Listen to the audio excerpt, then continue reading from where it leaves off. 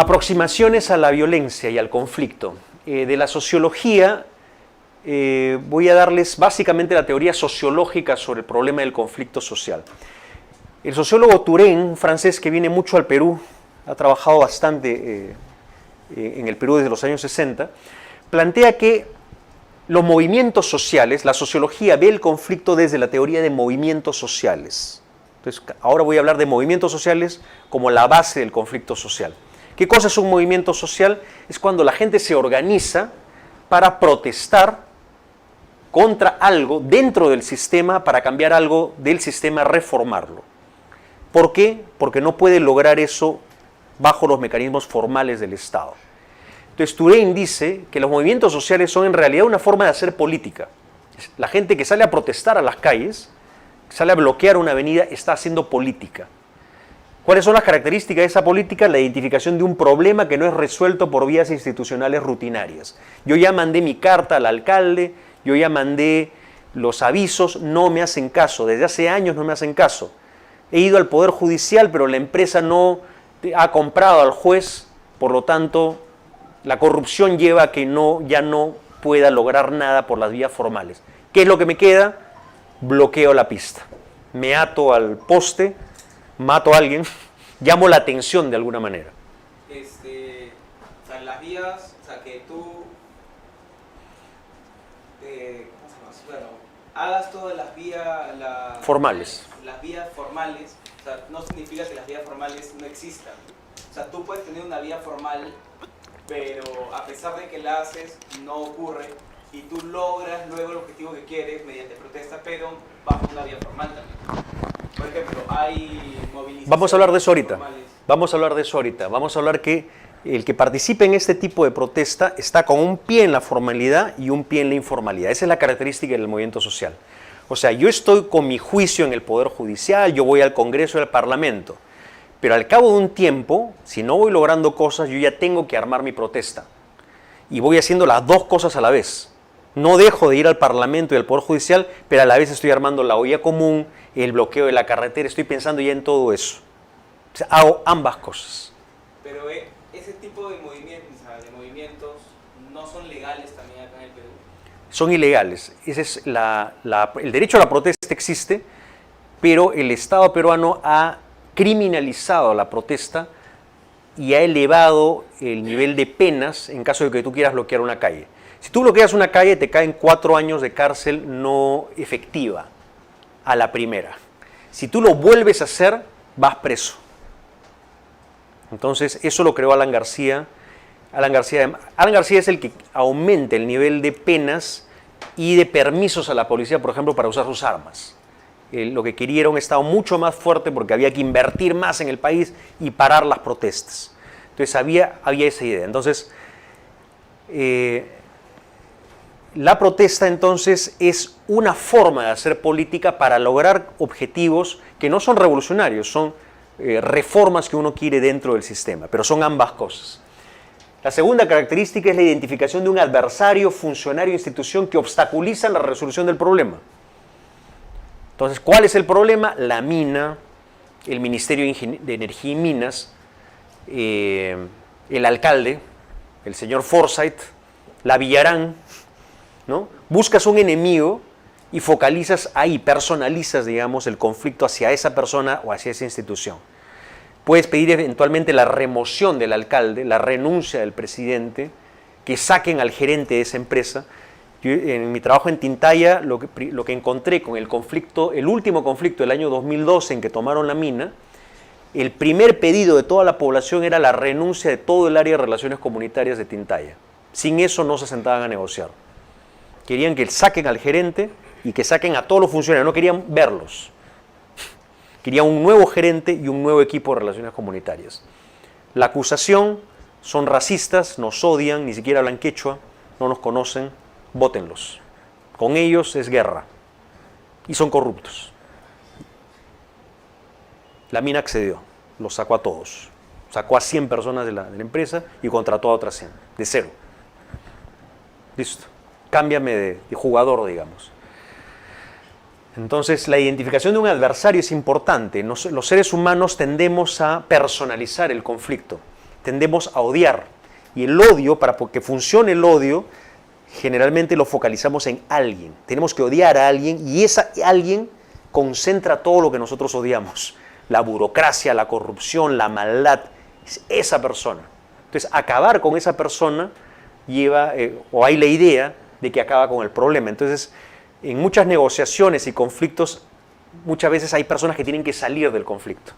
Tienen que renunciar, tienen que llevarlas a otra área porque esa persona se ha vuelto parte inherente del conflicto. Igual con las comunidades, ¿no? Hay dirigentes que pueden llegar a tal nivel de conflictividad que la empresa también puede decir, bueno, tampoco quiero conversar con este dirigente. Entonces puede haber un cambio, digamos, de negociadores. Entonces la identificación del adversario es muy importante. Y acá la respuesta a tu pregunta. Ocurre en espacios institucionales, estoy en el Parlamento, trabajo con la prensa, los periodistas, voy a los tribunales, participo de elecciones, pero a la vez el movimiento social, el conflicto que genera el movimiento social, crea su propio espacio. El conflicto social legal, protestas, boicots, campañas de opinión, tomas de pistas, carreteras. Acá ya estamos en un ámbito legal y ilegal, es un ámbito, si quieren, gris, ambiguo, que eventualmente puede ser profundamente ilegal. Eventualmente acá hay asesinatos, acá hay muerte, y entras ya en un ámbito bastante, digamos, muy violento, que es lo que se trata de evitar. Entonces, esto está en un texto de teoría sobre movimientos sociales y hay múltiples ejemplos de esto. ¿Cuántos de ustedes han participado en alguna marcha alguna vez? Los sociólogos generalmente son expertos, obviamente. Todos. Pero ahí estás, ¿no? Sociólogo, antropólogo, historiador, que no participe en su marcha, pues estás, ¿no? No has tenido juventud. Redes sociales. Yo me acuerdo, por ejemplo, una marcha el año 88. Para poner un ejemplo de esto, esto era más o menos junio del 88, porque estamos en finales. Y ocurrió una cosa desastrosa. El gobierno de Alan García, época de terrorismo, había mucha actividad de Sendero Luminoso en las universidades, sobre todo en las universidades del Estado. Entonces había un enorme conflicto con San Marcos. San Marcos, La Cantuta eran lugares donde intervenía mucho el ejército, pero no podía intervenir porque había una ley que protegía la autonomía universitaria.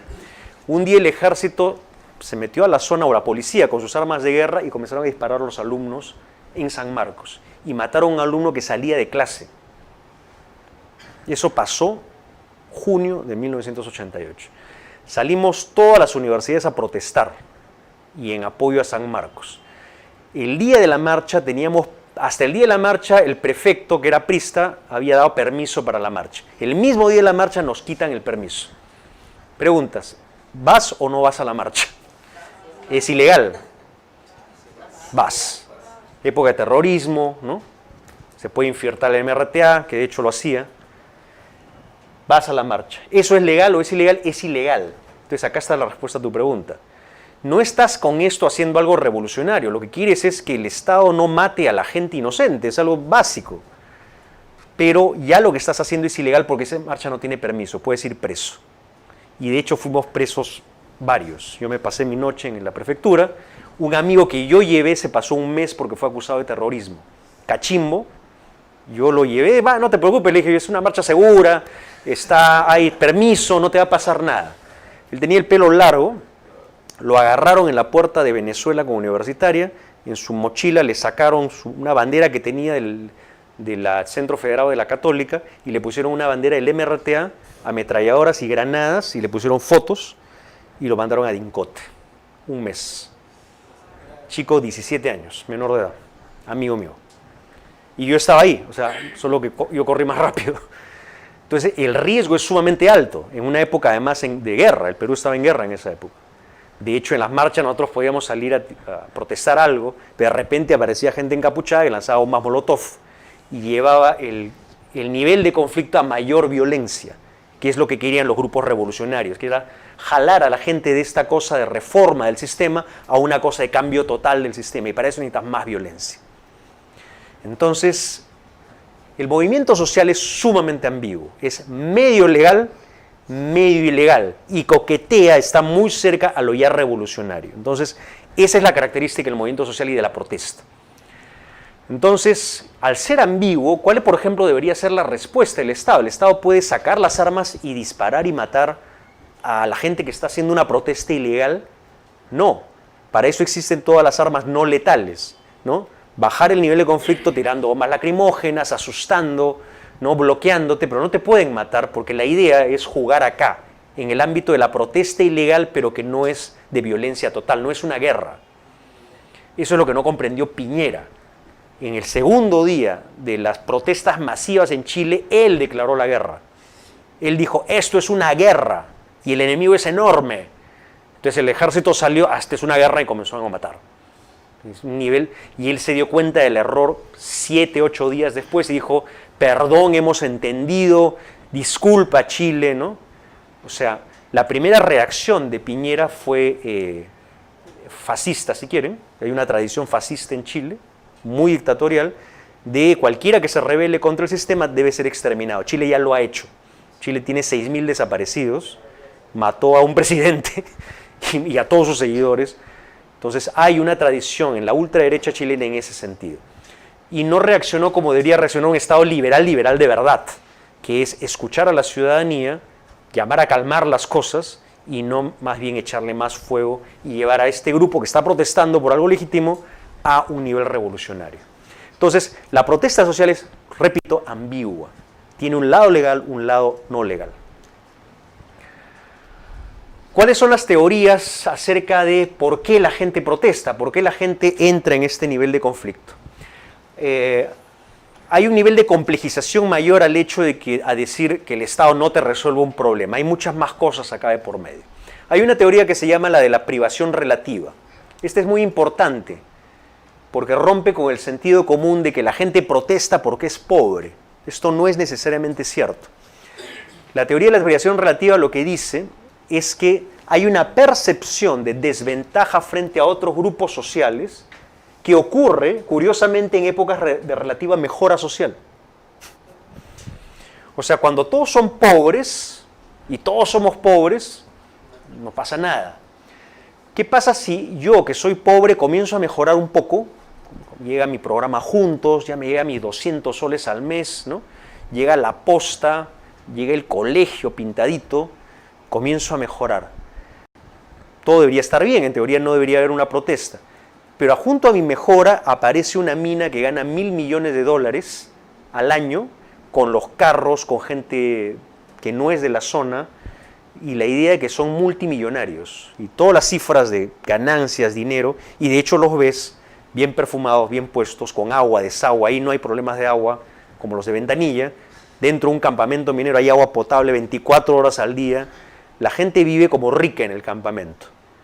Y yo he mejorado, pero ellos son multimillonarios. ¿Y se están haciendo multimillonarios con qué? Con mis recursos, de mi tierra.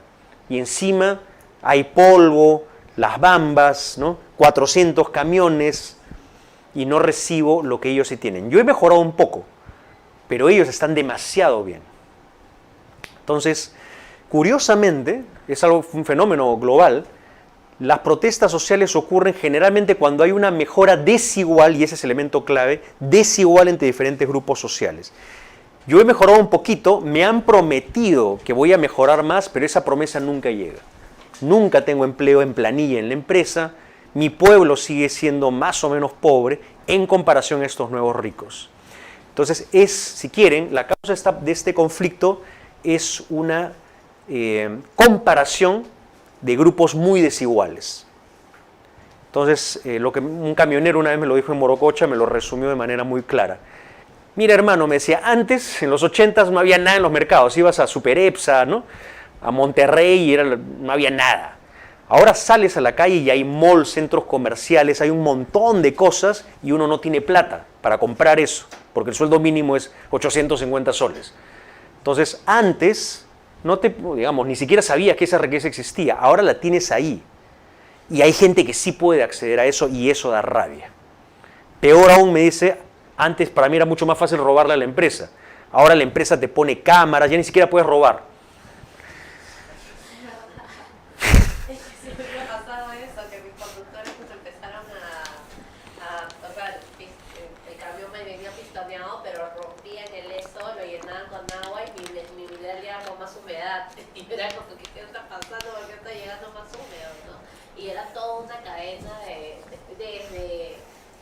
operador, desde el balancero hasta el pata que hacía el pesaje ya llegando para el puerto, ¿no? Y era básicamente te robaban, pues, Sí. ¿no? Entonces nadie se queja de sueldos y cuando se cortó eso explotó el sindicato. Exacto. Exacto. Entonces se crea una cultura de un robo legítimo, ya que como te roban en el sueldo, ¿no? Yo hago mis pequeños robos. Si nadie se mete con eso, todo funciona.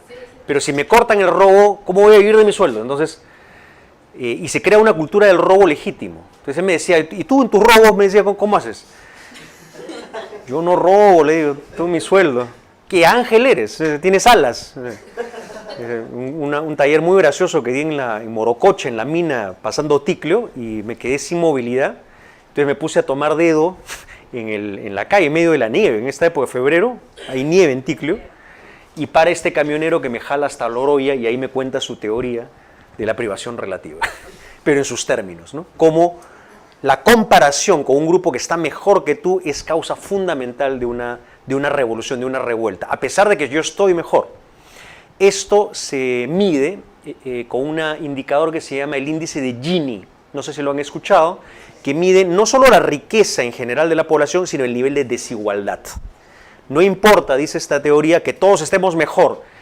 Si hay gente que está demasiado mejor, eso es causa de un conflicto latente.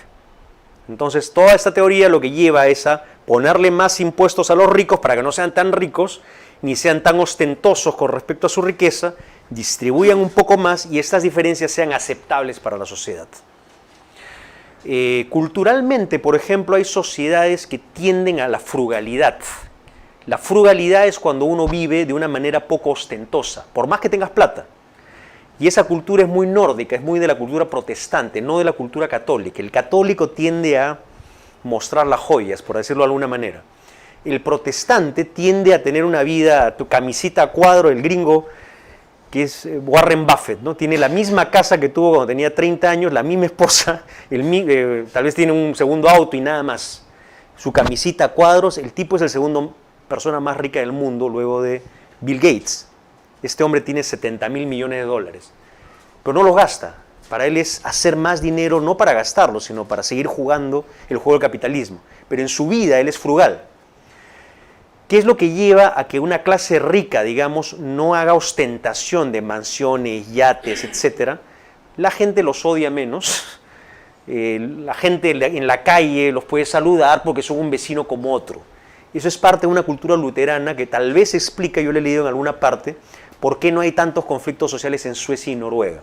Porque en Suecia y Noruega hay ricos, son los dueños de estas empresas, los dueños de Nokia en Finlandia, de la Volvo en Suecia, son gente muy rica. El Estado les chanta 70-80% de impuestos a esas empresas, y esta gente, por esta cultura luterana de la igualdad, que también es muy escandinava, trata de usar el metro, ¿no? De no lucir la riqueza. Eso saben, por sentido común, que asegura que no les va a venir una revolución o un odio o un asesinato, digamos, por celos. Acá no, ¿no? Acá es Asia, ¿no? Mostrarte en la revista, mostrar la distinción y tu superioridad. Eso es el caldo de cultivo para esto, ¿no? Esta teoría, tengo que ir un poquito más rápido, disculpen, preguntas luego, surge en la Revolución Francesa. Francia estaba mejor, por ejemplo, que Alemania o Inglaterra en esta época. ¿Por qué la revolución se dio en Francia? Porque la aristocracia francesa prometió al pueblo una mejoría que nunca llegó. Y la aristocracia francesa era la que más lucía las joyas. Hay una película donde explican esto, se llama el affaire de Necklace, el affaire del collar. Hubo un collar que le regalaron a la reina, a la esposa de Luis XVI, que tenía zafiros, diamantes, una cosa espectacular, que fue un regalito de su esposo, el rey, en medio de un año donde hubo hambruna. Y eso salió en los periódicos de la época, en las fiestas en Versalles. O sea, la aristocracia vivía en su propia burbuja de gastos altísimos y de lujo. Eso en ese momento se consideró que era absolutamente absurdo y que esta gente debía morir ya.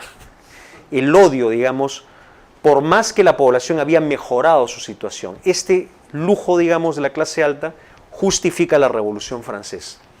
Siendo que Francia era más rico que Alemania y Gran Bretaña, en países en los cuales no hubo ninguna revolución. Entonces queda clara la idea. La desigualdad genera revoluciones.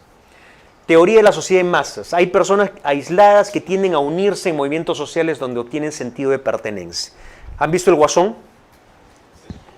El Guasón tienen que verlo de todas maneras. Los que no lo hayan visto es un peliculón desde mi punto de vista. Es fácil, o sea, si no le dan el Oscar a Joaquín Phoenix por esa actuación, yo ya no sé qué cosa es actuar, ¿no?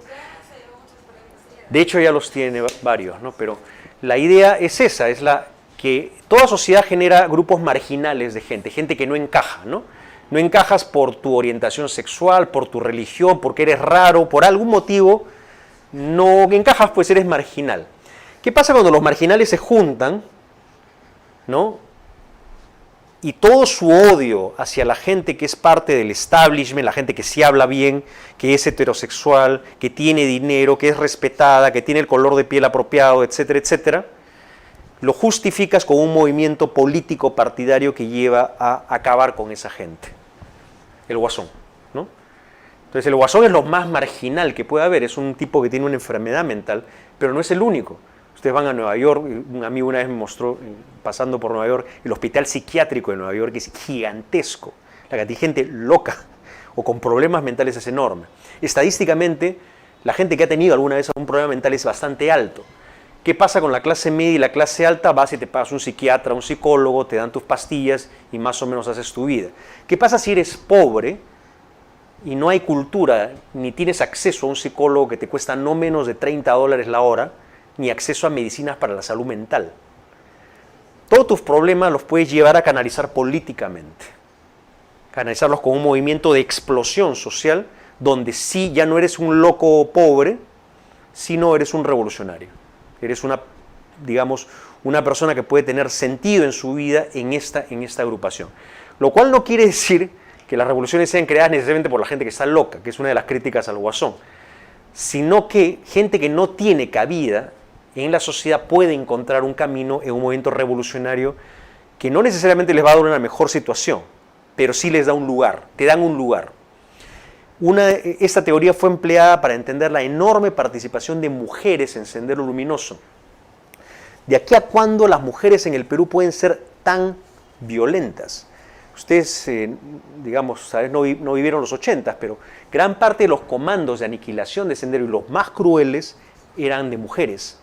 De hecho, la primera héroe de Sendero Luminoso era Edith Lagos, una ayacuchana, que murió en combate. Una mujer, una ayacuchana muy, muy guapa, muy, muy bonita y guerrillera, y murió. Y está la foto de ella, entonces Sendero la puso como una heroína de este movimiento.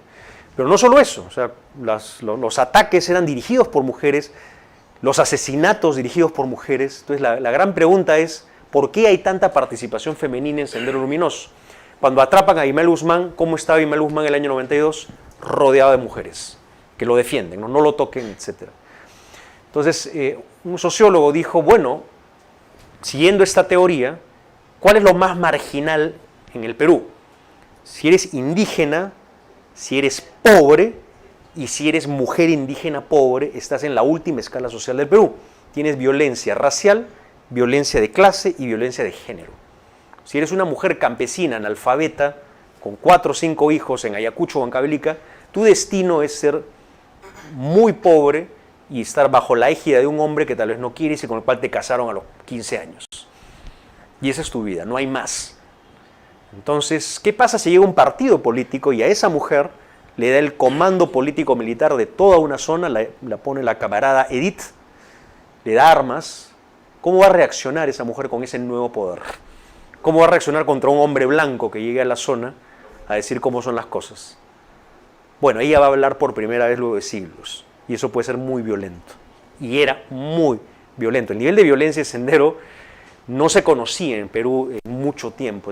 Era tal el nivel de sadismo con el que ellos ejecutaban a los alcaldes, a la gente que mataban, que había interpretaciones. Esto es que un regreso indígena, incaico, ¿por qué tanto nivel de violencia? ¿Es chino?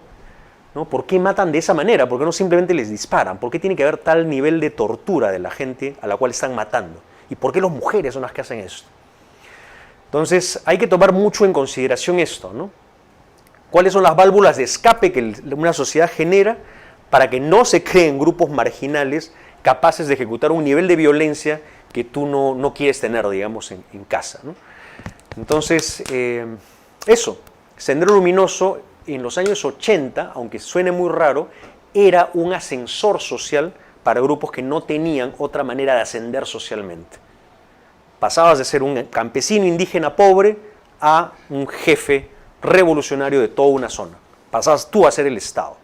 El cambio de estatus es enorme. El cambio en nivel de poder, etc.